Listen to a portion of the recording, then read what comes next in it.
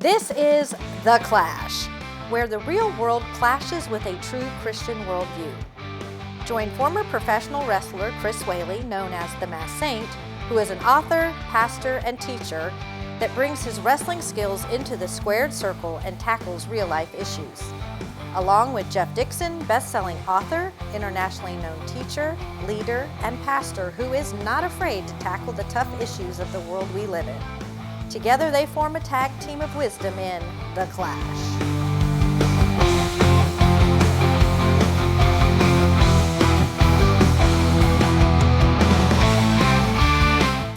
Hi, welcome to The Clash. I'm Jeff Dixon. I'm joined by Chris Whaley. And once again, we're coming at you and we're looking at life from a Christian worldview and allowing that to clash into the culture around us. And one of the things, Chris, we try to get people to understand is we want people to look at life through a lens of a Christian worldview because it turns out so much better, so much different. So much better. Yeah.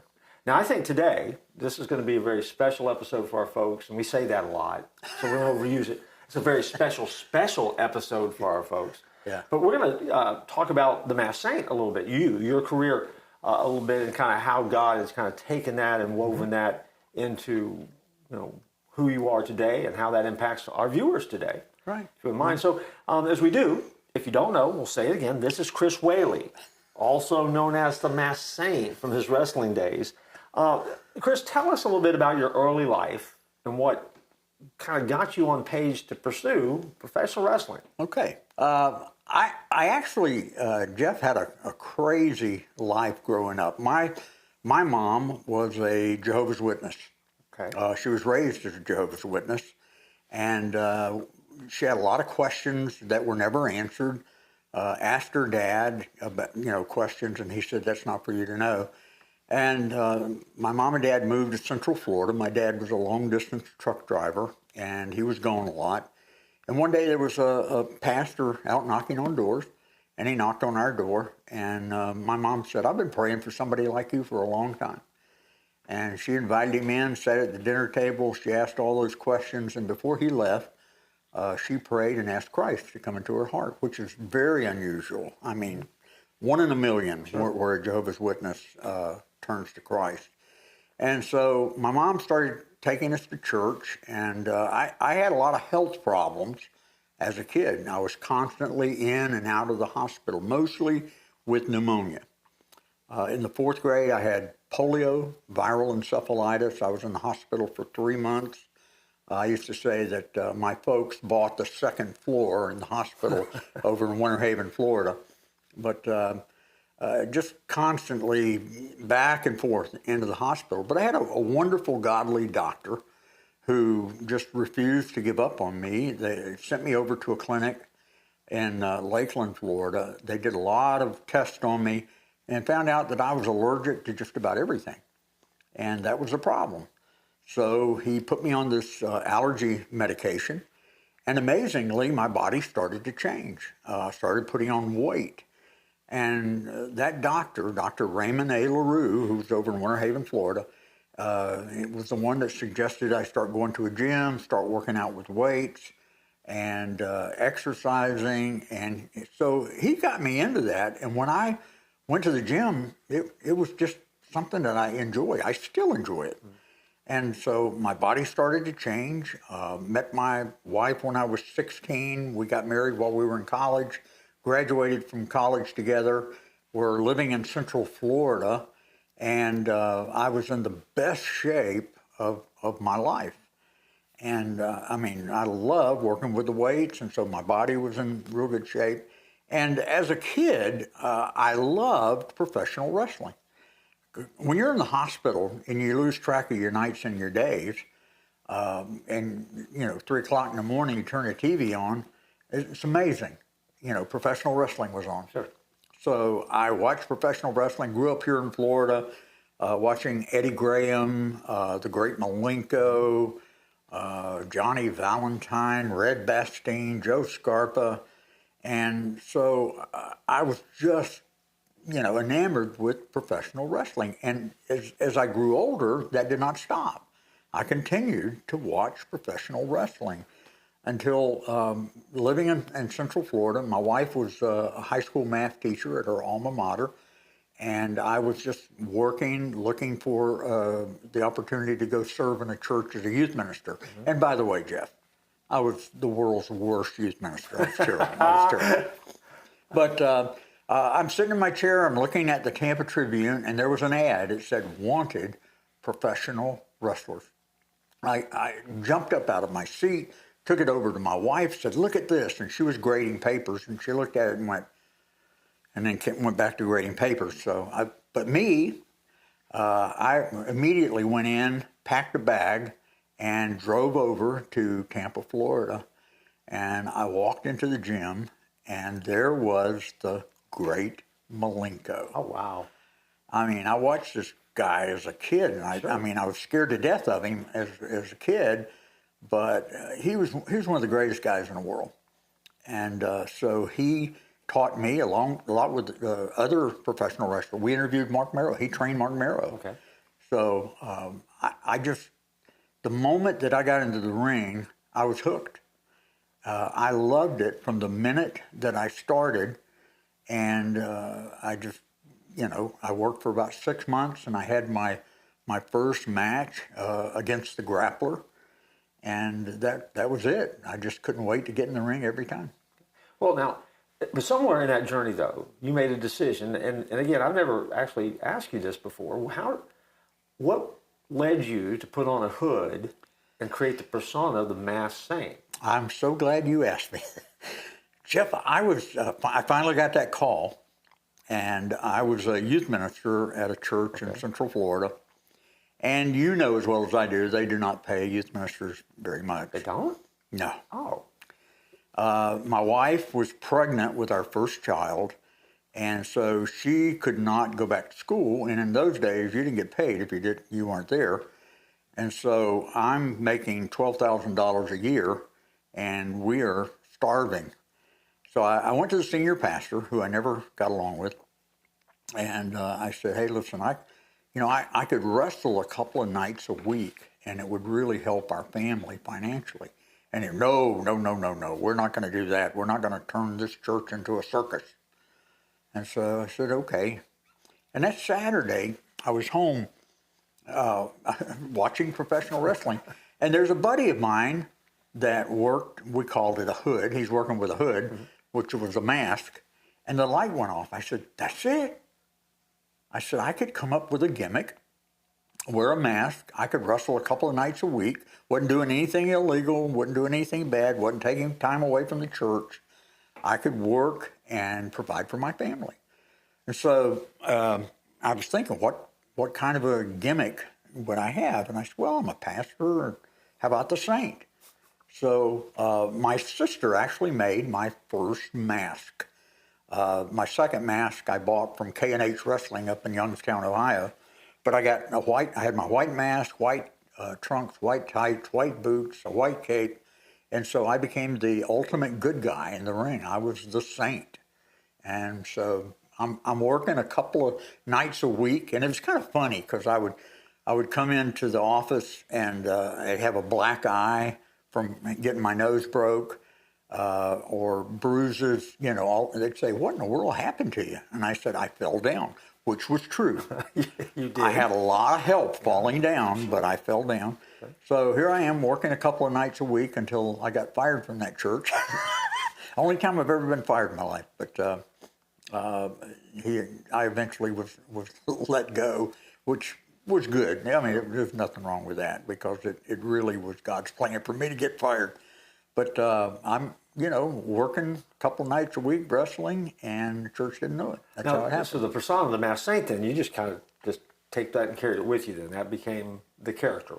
The Saint. Okay. Yeah, the Saint, yeah. Now, did you ever wrestle as Chris Whaley or under another name? Oh, yeah. When I first got into wrestling, I wrestled under my name, Chris Whaley. I wrestled as Chris Samuels. Of course, in my book, The Masked Saint is Chris Samuels. Mm-hmm.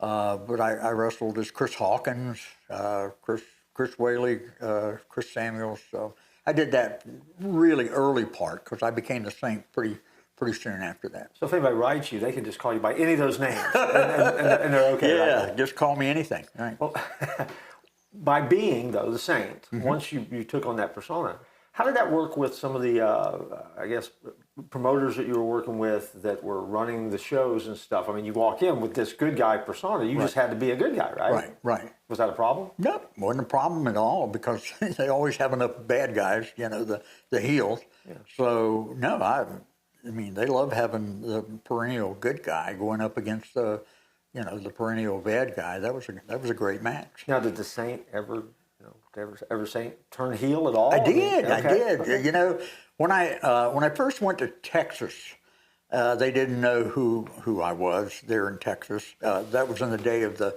regional where you had territories. And so they needed a heel for a couple of nights, and I'll do it, because it's a lot more fun working heel. So I said, well, I got to, if you're going to be a good heel, you got to make the people hate you. So that was when Tom Landry, his last couple of years, and the Cowboys were not doing so well. Right. So first night I got into the ring, I grabbed the microphone, and I said, with the lady with the 11 snot-nosed kids that dropped them off at Texas Stadium, please go pick them up. They're beating the Cowboys 14-0. Oh, man. I mean, they were throwing ice and cups and anything they could throw into the ring. I mean, I had to have a police escort to get me back to the dressing room. Yeah. And the next night in Fort Worth, I leaned over the ropes and I looked at the people. I said, hey, you know what's 15 feet long, got 3 teeth, and an IQ of 14? And they're looking at me. And I said, the front row at a wrestling match in Fort Worth, Texas. Pew! Went right over there. They didn't get it, right? Okay. Didn't even get it. They're still trying to figure that out right now. Someone's watching who's going to go, wait, I was there that night. I was there that night. I heard him say that's what he was insulting me. Yeah. Way to go, Chris. Yeah, that was a lot of fun. Nice. Well, now, when did the transition come then to say it's time to quit wrestling and get serious about the pastoring world, if you will, which is a whole different kind of wrestling. But when and how did that finally happen for you? Yeah, my last 3 years in wrestling was when I was in Texas. The reason I was in Texas is because I was going to seminary at Southwestern Baptist Theological Seminary, where you also graduated from. And known as the Holy Hump. Yep, the Holy Hump. There you go. So I graduated from Southwestern Baptist Theological Seminary in May of 1988. And when I graduated from seminary, I went to my first church. And so I went from professional wrestling to becoming a pastor. So you went from wrestling wrestlers to wrestling deacons in the church. And a lot of other people. There you go. Okay, well that's stuff that I didn't know all that stuff. That's part of the journey that Chris has been on. Each of you are on a journey as well, and we're going to come back after this break, and we're going to talk about more of Chris's journey, how his life story became part of a book and a film, and what he's done since then. So we're going to come back and do that in just a moment, right after this break. Hi, thanks for not leaving during the break because, well, I'm obviously trying to get you to buy something. I really am. If you're anything like me, middle of summer, sometimes it gets really hot. We film here in Florida, it's hot all the time. And every once in a while, you'd like to take a little bit of a break, get a little Christmas spirit going in your life. If so, I have a suggestion for you. I have written a novella based upon the characters that show up in my novels. It's called Then Christmas Happens. It's available in the exclusive paperback edition, the collectible hardback edition, or if you're lazy like I am and you want someone to read to you, you can also get this book on Audible in about an hour and 10, 15 minutes. Hear it, read it, and get a little Christmas magic happening in your life. To get it, you have to go to Amazon, look up My Name's Jeff Dixon, and then let Christmas happen in your life.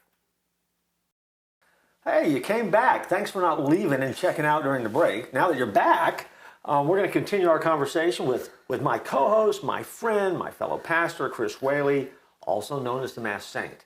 Now, in our first segment, we were talking about kind of how you got into wrestling and then really out of wrestling. Mm-hmm. In this segment, though, we come back and you wrote a book entitled The Masked Saint about your life, but also going to kind of put it into a fictional book. Right. And when did you decide to do that? Well, when I went to my first church, you know as well as I do, Jeff, that they teach you a lot of things in seminary. They teach you languages, they teach you history, teach you New Testament, Old Testament, education, so many things, but they don't teach you how to be a pastor. So I went to my first church, and soon I found out there were some people that were being abused. Had a young lady that would come to our church. She'd drop her children off at our children's program. She'd come into the sanctuary. Usually, she was the last one in the sanctuary, and she was the first one to leave. And so on one particular Sunday, she came and she had sunglasses on, which is a little unusual, not today, but in those days it was. And on that particular Sunday, as I'm standing at the front shaking hands with people, she was the last person to go out. And when she came up, she took my hand with both of her hands, and she had her head down, and I could see tears going down her cheeks. And so I lifted her sunglasses, and she had 2 black eyes. And it just enraged me when I saw that. And I said, who did this? Did your husband do this? And she said, yes. And I said, well, yeah, I'm going to go see this guy. And she was like, no, he'll hurt you. And I said, I'm not worried about it. So I went to their house and called the guy out. Said, anybody that would hit a woman is a dirtbag. I mean, you're hitting the mother of your children. And so I came here to see how you do against somebody who's able to fight back, because you're obviously a bully, and bullies only pick on people that they know they can defeat. And so I got to dance with him in the front yard, and it was awesome. I mean, pastors, as you know, we don't have a lot of opportunities to get rid of our stress. Mm-hmm. And so I got rid of a lot of stress that day. Great.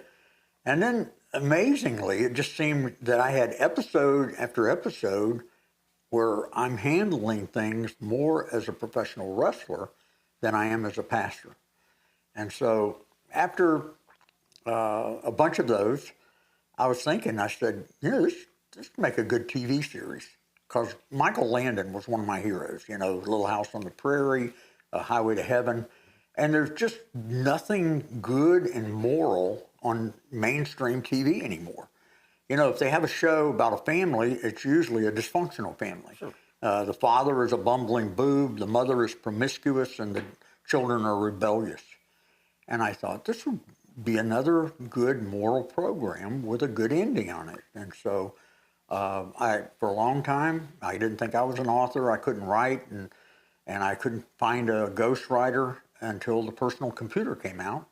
One day, on a Saturday, I was sitting there, and I started writing, and I got through, printed it off, showed it to my wife, and she said, that's great, keep going. So The Masked Saint was really easy for me to write because each chapter is based upon something that actually happened in my life. And so, The Masked Saint got published, and soon after that, I got a call from a producer, movie producer right here in Orlando. He was the producer of the first 3 Teenage Mutant Ninja Turtle movies, mm-hmm. which were all blockbusters. Sure. And then he did a movie with Jim Caviezel called Stroke of Genius. And then he did a faith-based movie called Letters to God. And so he was looking for another faith-based movie.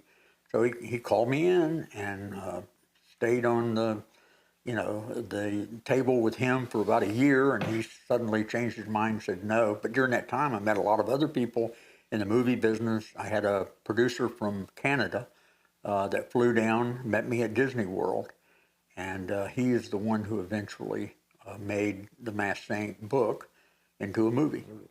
And for a lot of people, that may be where they first encountered your life story. Of course, you were in the movie. If you think back, if you haven't read the book, you need to read the book. If you haven't seen the movie, you need to see the movie.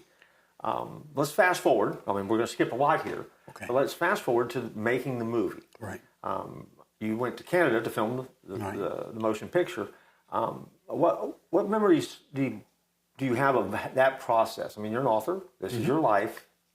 You got actors and actresses playing you, your family. Right. What was that like? I mean, what do you remember about that? It was very surreal. It was, something that's really just amazing when you go there. I mean, I got off the plane in Canada, and there's somebody with a sign that's got a picture of the Masked Saint on it, and had my name underneath it. And so we got off the plane. I said, "Oh, I guess you're looking for me." And they take you to the hotel. Did you wear the mask on the plane? No, I did not. Okay, just checking. I just wanted to make sure. You could wear masks now, but you couldn't in those Okay, days. Yeah. all right. But anyway, they would pick you up at 6:30 in the morning when they started filming. But just great memories. Rowdy Piper, you WWF fans remember Piper's Pit. Roddy Piper, he was in a lot of movies. He was in that movie They Live, which has a cult following. Sure. Wrestled against Piper 25 years before this.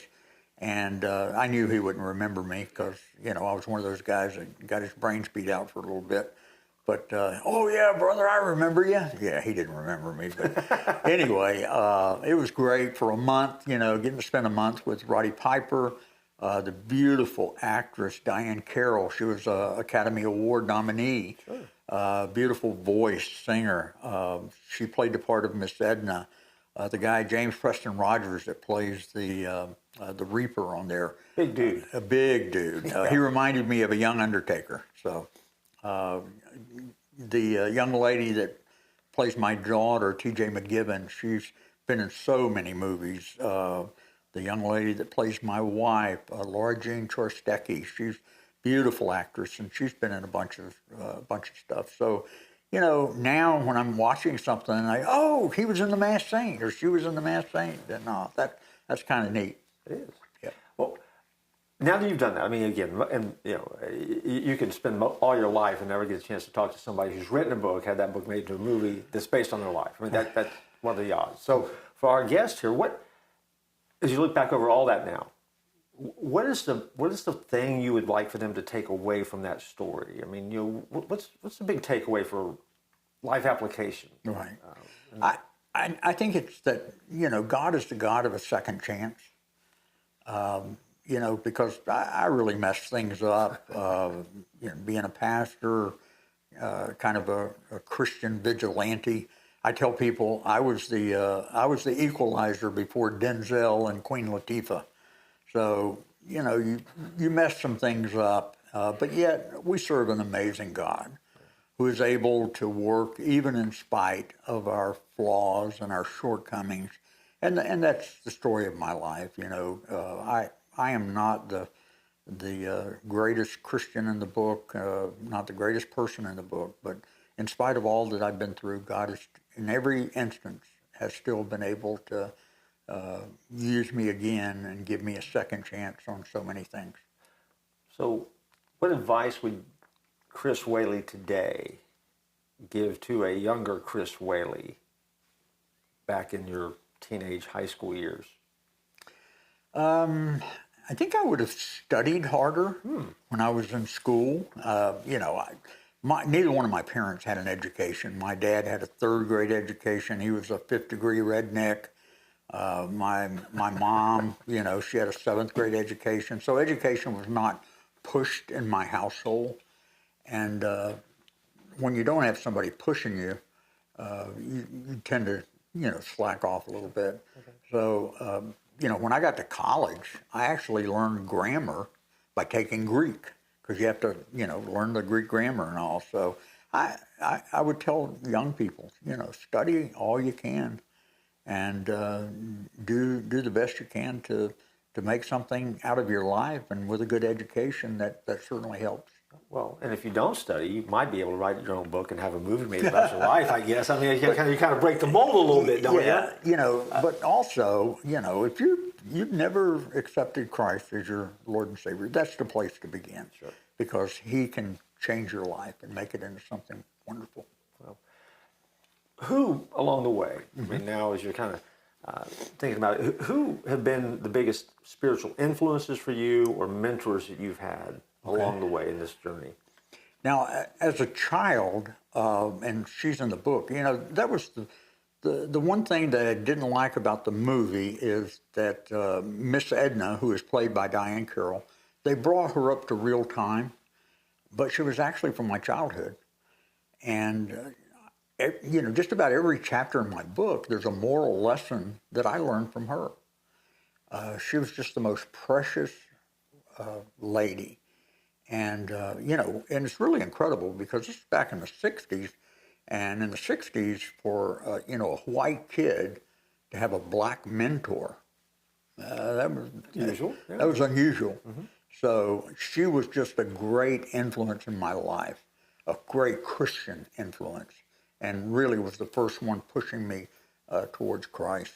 But also, one of the biggest spiritual mentors for me was Dr. Jess Moody, who is the pastor of First Baptist West Palm.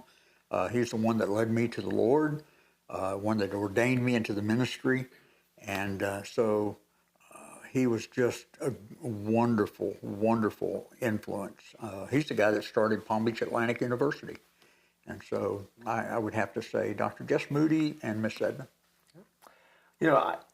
We sit here today, everybody's life is a journey. Mm-hmm. And the experiences and the moments for you, you were able to share those with us, and that ripple effect of that has influenced people and changed their life. Mm-hmm. But I think for our audience too, their lives, whether their lives are written in a book or not, whether they make a movie about their life or not, they're certainly impacting the world around them. And so I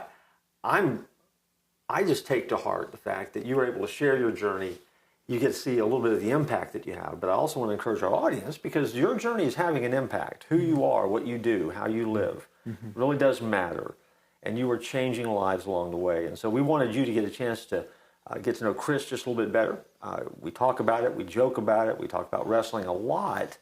But there's a whole complicated, complex weaving of time and life and everything in your story. And so thanks for sharing that today. Thank you. Anything before we sign off and say goodbye this week, except, of course, come back next week and watch us again.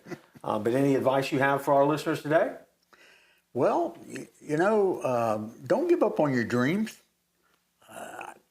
I would have never imagined as a kid, especially one that was constantly sick and in and out of the hospital, that I would ever have the opportunity to do what I did, to get in the ring with 4 world champions, to get in the ring with The Undertaker and The Ultimate Warrior, Bruiser Brody and the Freebirds. And to do that is just, remarkable. So don't give up on your dreams. You have something that you've always wanted to do. Don't let anything stop you from doing it. I'm going to summarize that. I'm going to steal your line. Don't tap out. How about that? That's great. We look forward to joining you next time here on The Clash.